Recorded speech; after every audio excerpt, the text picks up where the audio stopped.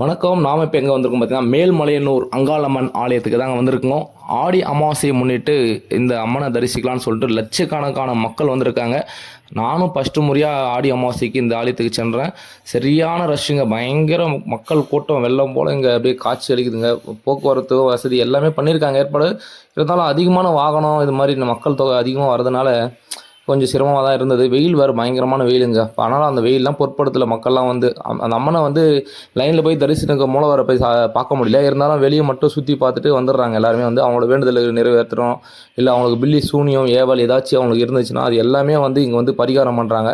எல்லாமே நிவர்த்தி ஆகுது என்பதனால தான் இந்த ஆலயத்துக்கு அவ்வளோ மக்கள் வராங்க. தமிழகத்தில் ஃபுல்லாக இருந்து வராங்க. ஏன்னா அமாவாசையிலே வந்து பார்த்திங்கன்னா இந்த மேல்நிலையூர் தான் ரொம்ப ஃபேமஸான ஆலயம் அமாவாசைக்கு. அதனால் ஆனால் அதே மாதிரி ஆடி அமாவாசை ரொம்ப முக்கியமாக பார்க்கப்படுகிறது. ஸோ இந்த ஆண்டு நானும் வந்து இதில் கலந்து கொண்டு இந்த அம்மனை தரிசித்தேன். ரொம்ப சிறப்பான தரிசனம். நல்லபடியாக அம்மனை பார்க்க முடியல. அம்மனை வெளியே மட்டும் சுற்றி கோயிலை வந்து சுற்றி வந்தேன் ஒரு ரவுண்டு. வாங்க ஆலயத்தை முழுசாக சுற்றி காட்டணும் உங்களுக்கு.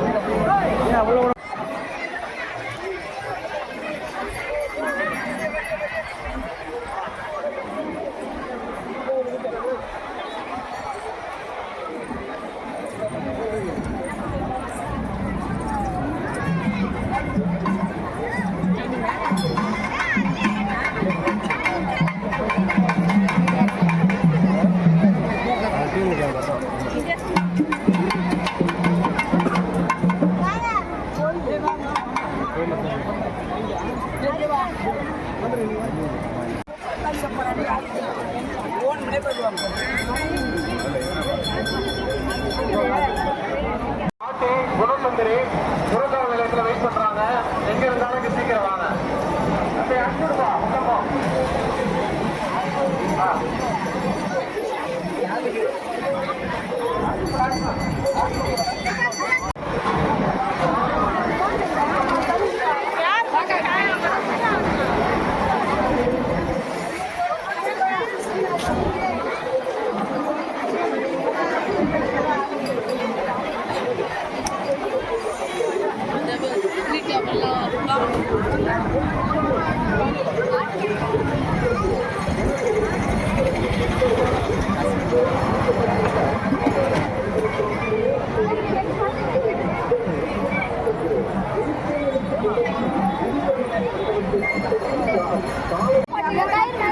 கொஞ்சம் கூட இது ஒன்று தெரியல.